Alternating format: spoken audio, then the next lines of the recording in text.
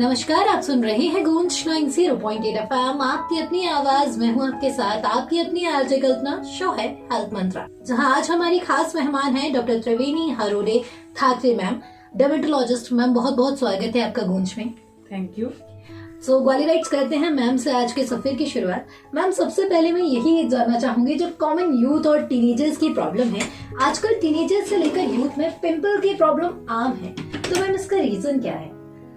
Actually pimples के बहुत सारे कारण हैं और मेन जो है वो तो लाइफ स्टाइल रिलेटेड भी है, क्योंकि अगर ये स्ट्रेस से और बढ़ जाता है, जितना अगर स्ट्रेस लेंगे उतने ज़्यादा पिंपल्स पड़ेंगे, क्योंकि हम स्ट्रेस लेते हैं तो हमारे ब्रेन से कुछ ऐसे न्यूरोट्रांसमीटर्स निकलते हैं जो हमारी ऑयल ग्लैंड की एक्टिविटी इंक्रीज कर देते हैं, जिसको सेबेसियस ग्लैंड बोलते हैं। तो जैसे ही ऑयल सीक्रेशन इंक्रीज होगा देन अल्टीमेटली पिंपल्स ही होंगे, है ना। तो ये तो हो गया स्ट्रेस में लाइफ स्टाइल का रोल। देन उसके अलावा जो हमारे फास्ट फूड्स है, फास्ट फूड का एसच बहुत ज़्यादा तो नहीं है, लेकिन जो हाई ग्लाइसेमिक इंडेक्स वाले जो है ना, जैसे हमको जो इमीडिएटली कैलोरी प्रोवाइड करते हैं, जो मीठी चीज़ें हैं वो अवॉइड करना है इसमें, इनसे भी होते हैं। प्लस कई बार आजकल देखा है लोगों में, स्पेशली बॉयज में, कि उन्हें मसल मास इंक्रीज करना है जी, है ना। तो वो या तो वो वे प्रोटीन्स लेते हैं या बहुत टाइप के मतलब आर्टिफिशियल प्रोटीन्स लेते हैं। इनमें क्या इंसुलिन लाइक ग्रोथ फैक्टर्स होते हैं और मिल्क से भी होते हैं। तो ये जो मिल्क और ये वे प्रोटीन्स, इसमें क्या होता है, इंसुलिन लाइक ग्रोथ फैक्टर, ये फिर ऑयल ग्लैंड की एक्टिविटी इंक्रीज कर देते हैं जी। तो फिर इस तरीके के फिर अल्टीमेटली फिर पिंपल्स होंगे। जैसे ऑयल ग्लैंड की एक्टिविटी इंक्रीज होगी फिर वहाँ बैक्टीरिया ग्रो करने लगेगा जी, है ना। तो ये मतलब मेन रीजन है। उसके अलावा कई बार कॉस्मेटिक्स भी पिंपल्स कराते हैं, है ना। तो कॉस्मेटिक्स को मतलब और generally gel based cosmetic prefer करना चाहिए जो जिनको भी एक्ने प्रोन स्किन है जी। सो ग्वालियराइट्स भागती दौड़ती जिंदगी में स्ट्रेस का लेवल थोड़ा सा कम रखिए, क्योंकि जितने ज्यादा आप स्ट्रेस फ्री रहेंगे ना, आपका चेहरा उतना ही ज्यादा ग्लो करने वाला है। और मैम ने आपको बता ही दिया है प्रॉब्लम्स क्या है, तो उन प्रॉब्लम्स को थोड़ा सा ध्यान दीजिए और कम कर सकते हैं तो सबसे पहले स्ट्रेस लेवल को कम कीजिए। मैम अभी तो हमने पिंपल की बात की, अगर बात करें लेजर ट्रीटमेंट की, जो कि बहुत ज्यादा मतलब लोगों को लगता है कि हाल आपका रिजल्ट मिलता है, बहुत जल्दी से आपको रिजल्ट मिल जाता है, लेकिन मैं जानना चाहूंगी मैम इन ट्रीटमेंट्स के एडवांटेज और डिसएडवांटेज क्या होता है? देखो, हाल तो ऐसा अगर कोई चीज एकदम आपको इमीडिएटली रिजल्ट प्रोवाइड करा रही है, वो भी स्किन ट्रीटमेंट से रिलेटेड, तो वो आपके लिए बहुत हार्मफुल है ना। तो सडन तो कुछ नहीं होता है ना। ओवरऑल एक नाइट में तो बॉडी भी नहीं बनती, तो स्किन केयर भी ना एक ये रूटीन है। तो इसके लिए आपको मतलब धीरे धीरे थोड़ा पेशेंस, सबसे पहले अगर आप डर्मेटोलॉजिस्ट को कंसल्ट करें तो सबसे पहले अपना एक चीज अपने पास रखिए, पेशेंस, धैर्य, है ना। देन आप जो डॉक्टर आपको बोल रहे हैं उसको फॉलो करिएगा।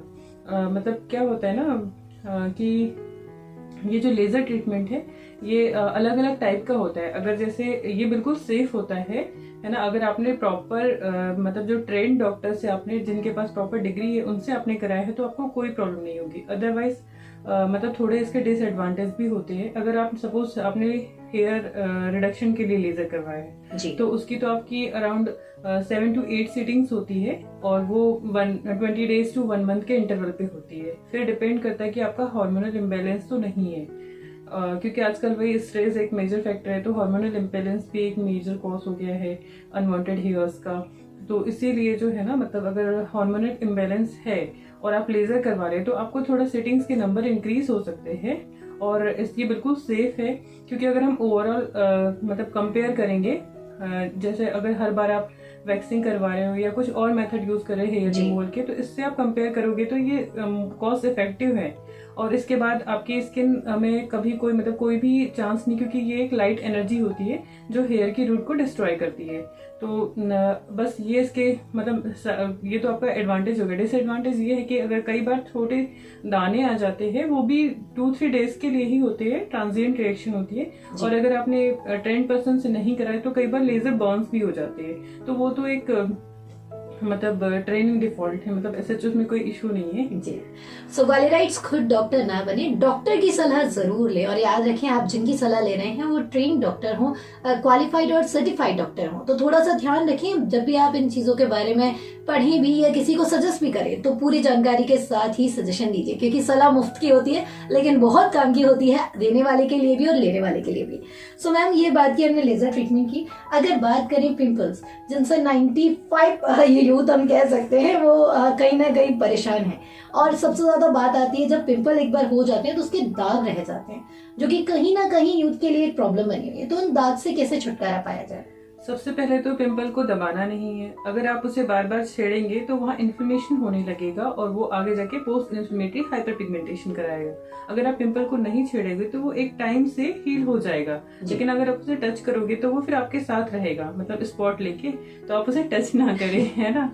और प्लस आपको ये करना है कि मतलब कुछ ऐसे जो कोजिक एसिड वाली क्रीम्स होती है उन्हें प्रॉपर अप्लाई करना है ना। और जेल बेस जो भी आपके कॉस्मेटिक्स है वो सारे यूज करने हैं आपको। प्रॉपर 2 बार फेस क्लीन करना, ये सब आपको करना है। तो आपके मतलब ये जो पिंपल वाला इशू है ये कम हो जाएगा, तो स्पॉट ही नहीं होंगे। फर्स्ट तो आपको एक ही चीज करनी है, अगर पिंपल्स है तो टच नहीं करना बस। सो थोड़ा सा कंट्रोल रखिए और छेड़िए नहीं, क्योंकि आप जितना प्रिकॉशन लेंगे चीजों के साथ उतनी ज्यादा कम आपको प्रॉब्लम फेस करनी पड़ेगी। मैम, पिंपल के बाद एक बात आती है कॉमन स्किन प्रॉब्लम्स की। तो मैम, ये कॉमन स्किन प्रॉब्लम क्या क्या आपके सामने आ रही हैं और क्या इनके सॉल्यूशन हैं? जैसे अभी समर्स चल रही है तो अभी समर्स की कॉमन स्किन प्रॉब्लम जैसे कि फंगल इन्फेक्शन है, ये हमारे पास ऑलमोस्ट स्किन ओपीडी में इसके नंबर्स काफी ज्यादा होते हैं इन टाइप के पेशेंट्स की, क्योंकि ये अभी हीट और ह्यूमिडिटी की वजह से इंक्रीज हो जाता है ये। और इसमें अगर आप प्रॉपर, आपको 2 बार दिन में नहाना है और पसीने वाले कपड़े डेली चेंज करना है। और इसके अलावा जो भी मतलब मेडिसिन आप यूज करते हो तो उसको सेल्फ मेडिकेशन अवॉइड करना है, या मेडिकल से भी कोशिश करना है कि अवॉइड करें, है ना। क्योंकि इसमें क्या कॉम्बिनेशन वाली क्रीम होती है तो फंगल इन्फेक्शन को और इंक्रीज कर देती है। तुरंत तो आपको आराम लगता है उनसे, और आप जैसे ही छोड़ते हो तो फिर से वैसे ही हो जाता है। तो ये चीज आपको अवॉइड करनी है ना। सेकंड आपकी प्रॉब्लम है झाइया, जो अभी इतना सन एक्सपोजर बहुत ज्यादा होता है तो झाइयों की प्रॉब्लम भी बढ़ने लगी है। तो सनस्क्रीन अच्छे से यूज करें इसके लिए। प्लस एक्ने भी इस समर सीजन में इंक्रीज हो जाते हैं बहुत ज्यादा, तो हमें। और hair loss, third is the hair loss. तो हेयर लॉस के लिए ना मतलब 50 to 100 हेयर लॉस तो नॉर्मल हेयर लॉस होता है ना। इसके लिए अगर इतना ही हो रहा है तो आप इसके लिए टेंशन ना लें। इससे ज्यादा लग रहा है तो कई बार होता है कि आफ्टर डिलीवरी भी होता है फीमेल्स में, तो वो तो 2-3 मंथ्स में नॉर्मल हो जाता है। 2-3 मंथ्स बाद डिलीवरी के स्टार्ट होता है और वो धीरे धीरे नॉर्मल हो जाता है। उसके लिए ज्यादा टेंशन नहीं लेनी है। और फिर फीमेल्स के लिए ये मैं कहना चाहूंगी कि उन्हें मोस्टली जो फीमेल्स को हमने देखा है 2 रीजन की वजह से ज्यादा होता है, आयरन की वजह से और थायराइड की वजह से। तो वो अपना ये थायराइड चेकअप करा ले। और आयरन का आयरन रिच जो फूड्स है, जैसे कि अगर जो वेजिटेरियन है उनके लिए गुड़ है, चुकंदर है और लोहे के कढ़ाई में बना हुआ खाना, ये सब आप यूज करें। और जो नॉन वेजिटेरियन है उनके लिए मतलब नॉन वेज अच्छे से आप ले, प्रोटीन रिच डाइट ले, इससे भी आपके हेयर सही रहेंगे। और थोड़ा सन एक्सपोजर करे इंटरमिटेंटली, ऐसा नहीं कि आप धूप में बैठे है ना। तो ये विटामिन D3 की डेफिशिएंसी को दूर करेगा। ये भी आपकी हेयर लॉस से मतलब रिलेटेड प्रॉब्लम को सॉल्व कर देगी। और इसके अलावा आपका मतलब कुछ जो एक्जिमास है ये भी हमारे पास बहुत आते हैं जी, मतलब ये कॉमन कंडीशंस है। तो मैम ने आपको कॉमन स्किन प्रॉब्लम के सॉल्यूशन भी दिए हैं, तो आप इन चीजों को बिल्कुल ध्यान रखें, क्योंकि आप छोटी छोटी चीजों को पकड़ेंगे ना तो आपको बड़ी प्रॉब्लम होने से बच जाएंगे। सो मैम, अभी हमने बात की कॉमन स्किन प्रॉब्लम की। अगर बात करें मैम लाइफस्टाइल की, तो क्या उनमें हम चेंजेस लाकर अपनी कॉमन स्किन प्रॉब्लम से बच सकते हैं? देखिए, कहीं ना कहीं कोई ना कोई व्यक्ति स्किन प्रॉब्लम से परेशान रहता है। क्या? आप एक तो वाटर इंटेक सबसे इम्पोर्टेंट है। वाटर इंटेक 4 to 5 लीटर्स इस समर्स में करें, है ना। और अगर आप पानी नहीं पी पा रहे तो कोकोनट वाटर ले या लेमन वाटर ले, इन सब फॉर्म में वाटर लेना है। और कॉफी और टी का इंटेक कम करें, है ना, क्योंकि ये आपके बॉडी से वाटर को मतलब निकालेगी ज्यादा से ज्यादा, है ना। तो ये आपको फर्स्ट। देन फ्रूट्स खाए, जैसे अभी जो सीजनल फ्रूट्स होते हैं, जैसे कि अभी तरबूज है, खरबूज है, इनका यूज बहुत अच्छे से करें आप, है ना। और इसके अलावा आपको विटामिन सी वाले लोग कहते हैं जैसे ही उनको लगता है कि स्किन प्रॉब्लम है, अब हमें खट्टा नहीं खाना है, ऐसा नहीं है। खट्टा क्यों नहीं खाना है? क्योंकि विटामिन मतलब खट्टा तो विटामिन सी का अच्छा सोर्स होता है ना। तो विटामिन सी एक एंटीऑक्सीडेंट है जो आपको इतने स्ट्रेस से जो भी आपकी बॉडी में चेंजेस आ रहे हैं उसको कम करेगा। तो आपको ऐसा नहीं करना है, खट्टे फल को बंद नहीं करना है। जिस किसी डिजीज में स्पेसिफिकली आपको डर्मेटोलॉजिस्ट ने बोला है तो उसको अवॉइड करना। अदरवाइज आपको हमेशा मतलब सिट्रस फ्रूट तो यूज करने हैं, क्योंकि विटामिन सी आपका जो एंटी एजिंग वाला बेनिफिट है वो भी मतलब प्रोवाइड करेगा। प्लस जो आपके स्किन में जो ग्लोइंग इफेक्ट है, पिगमेंटेशन को कम करेगा। तो ये आपको यूज करना है। इसके अलावा प्रोटीन इंटेक अच्छा करना है। और आयरन के लिए मैं अभी जस्ट बताया मैंने, आयरन का मतलब आयरन रिच फूड लेनी ही है आपको। और इसके अलावा आपको स्ट्रेस तो अवॉइड करना है, 7 to 8 आवर्स की स्लीप लेना है, अगर हो सके तो 30 मिनट का या तो कोई भी एक्सरसाइज करे, जी है ना। और अगर मेडिटेशन कर सके तो बेस्ट है, मेडिटेशन से उसके बहुत सारे बेनिफिट है। तो आप मतलब अच्छे से उसके ऊपर फोकस करें, एटलीस्ट 10-15 मिनट के लिए अपनी मतलब मेंटल पीस के लिए अपने लिए टाइम निकालें। और ये बहुत अच्छा होता है, आपको दिमाग से तो शांति मिले ही मिलेगी, साथ ही आपकी स्किन जो ग्लो करेगी उसके बाद आप थैंक यू बोलने जरूर आएंगे। तो थैंक यू बाद में बोलिएगा, फिलहाल जो छोटी छोटी चीजों में हमने आपको अपनी लाइफस्टाइल में ऐड करने के लिए बताइए उन पर बिल्कुल ध्यान रखिए और आगे से कंटिन्यू कीजिए, अपनी लाइफस्टाइल में ऐड कीजिए। मैम अगर हम बात करें एक आइडियल स्किन केयर रूटीन की, तो क्या रूटीन होना चाहिए, चाहे लड़की हो या लड़का? अभी समर्स में आपका स्किन रूटीन ये होना चाहिए कि आपको 2 बार एटलीस्ट फेस वॉश करना है ना। इससे ज्यादा नहीं करना है, क्योंकि जो डर्मेटोलॉजिस्ट रिकमेंड करते हैं फेस वॉश, उनमें मतलब वो थोड़ा सैलिसिलिक एसिड और ग्लाइकोलिक एसिड वाले होते हैं, तो मतलब ड्राइंग भी हो जाती है ना। तो 2 बार करना है, ज्यादा ड्राई होगा तो डेड स्किन हटेगी, देन अगेन टैनिंग होगी। देन उसके बाद आपको आपकी जो भी अगर कोई पर्टिकुलर आपका कोई ट्रीटमेंट चल रहा है, पिगमेंटेशन का चल रहा है तो उसकी क्रीम पहले लगाइए, या एक्ने का चल रहा है तो उसकी क्रीम पहले लगाइए। Then third is the moisturiser. Moisturiser बहुत इंपॉर्टेंट होता है।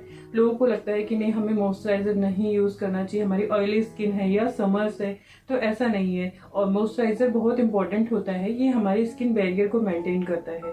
मतलब बैरियर मतलब अंदर की चीजें कोई बाहर नहीं जा सकती और बाहर की अंदर नहीं आ सकती, है ना। तो आपको कभी भी कोई भी इन्फेक्शन नहीं होगा मॉइस्चराइजर से। जो ऑयली स्किन है उनके लिए जेल बेस्ड मॉइस्चराइजर होते हैं, और जो ड्राई स्किन वाले उनके लिए लोशन बेस्ड मॉइस्चराइजर होते हैं। तो मॉइस्चराइजर भी अलग अलग टाइप्स के होते हैं जो दोनों यूज कर सकते हैं, है ना। देन उसके बाद आपको third is the sunscreen. Most important है सनस्क्रीन। आपको 30 SPF तक का सनस्क्रीन यूज करना चाहिए। 30 SPF सफिशिएंट होता है। इससे ज्यादा अगर आप यूज करेंगे, जैसे लोगों को लगता है कि नहीं हम 30 से अबो हम 50 करेंगे तो हमें ज्यादा बेनिफिट्स मिलेंगे, बट ऐसा नहीं होता है। 50 SPF अगर आप यूज करेंगे तो मतलब थोड़ा ग्रीजी, जैसे जैसे SPF बढ़ता है वैसे ग्रीजी भी होती जाती है सनस्क्रीन, है ना। तो वो मतलब लगाने में थोड़ा बेटर नहीं लगेगा। और सनस्क्रीन को वैसे तो हर 2 घंटे में लगाना चाहिए, है ना। और अगर आपकी आउटडोर एक्टिविटीज ज्यादा होती है तो आपको फिजिकल सनस्क्रीन यूज करना है। जैसे आपको कहीं आप बीच पे जा रहे हैं या फिर हिल स्टेशन जा रहे हैं कहीं, या कोई स्पोर्ट्स एक्टिविटी कर रहे हैं, तो आपको फिजिकल सनस्क्रीन यूज करनी है। और आजकल तो सनस्क्रीन बहुत टाइप की आ गई है, मतलब इतनी जेल बेस्ड आ गई, ऑयली स्किन के लिए लोशन हो गया, अगेन ड्राई स्किन के लिए, और मैट फिनिश लुक में आ गई है, ट्रांसपेरेंट सनस्क्रीन भी आ गई है। तो आप अपनी चॉइस के अकॉर्डिंग, अपनी स्किन के अकॉर्डिंग अपने डर्मेटोलॉजिस्ट से रिकमेंड करके आप सनस्क्रीन का मतलब सिलेक्शन कर सकते हैं। और इसके अलावा आपको मतलब कुछ लोगों को लगता है कि हम तो घर में ही रह रहे तो हमें सनस्क्रीन नहीं यूज करना है।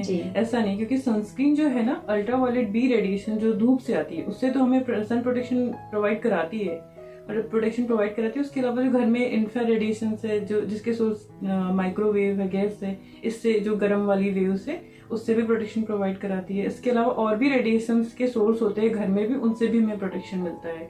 तो ये आपका ना एंटी एजिंग बेनिफिट आगे जाके आपको पता चलेगा अगर आप इसको अपनी लाइफ स्टाइल में इंक्लूड करेंगे तो ये बहुत छोटी छोटी बातें हैं, लेकिन मैम ने कितनी जरूरी और कितनी ब्रीफ में समझाई, आप समझ रहे हैं। और फिर SPF जिसे लेके शायद हम इतने कंफ्यूज रहे हैं जितने एग्जाम में भी ना हो, और SPF का जो फैक्टर आज मैम ने समझाया, thank you so much ma'am. So ma'am ये आज हमने आपसे बातें की सारी स्किन केयर पर। एक लास्ट जो normal I think basic question her female को या फिर मेल को स्किन केयर प्रोडक्ट हम जब भी खरीदते हैं, एक छोटी सी बात आती है कि किन चीजों का हम ध्यान रखें स्किन केयर प्रोडक्ट खरीदते समय। पहले तो आपको मतलब अपनी वही टाइप ऑफ स्किन पता होना चाहिए, है ना।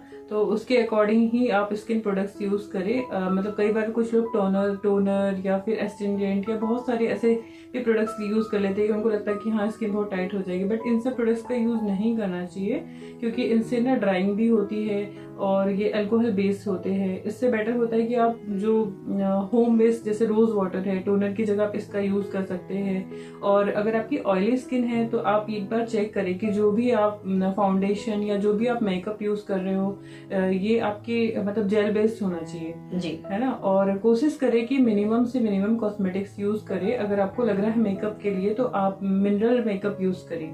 और जब आप इन मेकअप को मतलब ज्यादा टाइम तो नहीं रखना है, अगर आप रिमूव करते हैं तो उसके बाद आपको मिसलर वाटर का यूज करना है। मिसलर वाटर से क्या होता है कि इसके जो कंटेंट होते हैं वो हमारी स्किन की मेम्ब्रेन से सिमिलर होते हैं, तो जब हम मेकअप इससे रिमूव करेंगे तो हमारी स्किन को डैमेज नहीं करेगा। जी और इसके अलावा आपको सनस्क्रीन तो आपका इम्पोर्टेंट कॉस्मेटिक है जी। और बाकी आप विटामिन सी एंड रेटिनॉल भी आजकल मतलब आप इसको आप प्रेफर कर सकते हैं, क्योंकि इसके बहुत अच्छे विटामिन सी सीरम और रेटिनॉल अलग अलग टाइप के मतलब स्किन के अकॉर्डिंग होते हैं रेटिनॉल सीरम्स भी। तो ये सब आप यूज़ करें क्योंकि इनके एंटी एजिंग बेनिफिट भी है और उसके अलावा जो स्किन लाइटनिंग बेनिफिट भी है, क्योंकि ये स्किन टर्नओवर को थोड़ा इंक्रीज कर देता है, तो एक सॉफ्ट और ग्लोइंग स्किन मिलती है, वो भी रेगुलर यूज करने पे। जी। सो मैम ने आज हमारे साथ इतनी जानकारी शेयर की। समर आपका जो रूटीन रहने वाला है, जो गर्मियों कहते हैं ग्वालियर की गर्मी बहुत तपती है, और उस तपती गर्मी से स्किन में आप कैसे अपनी स्किन को बिल्कुल बेहतरीन रख सकते हैं, कैसे ग्लोइंग रख सकते हैं, वो सारे टिप्स आज मैम ने हमारे साथ शेयर किए। मैम आज हमने आपसे पूरी स्किन रूटीन पर बहुत अच्छे से बात की, बहुत सारी चीजें जानी। आप जाते जाते ग्वालियर आर्टिस्ट को क्या कहना चाहेंगे?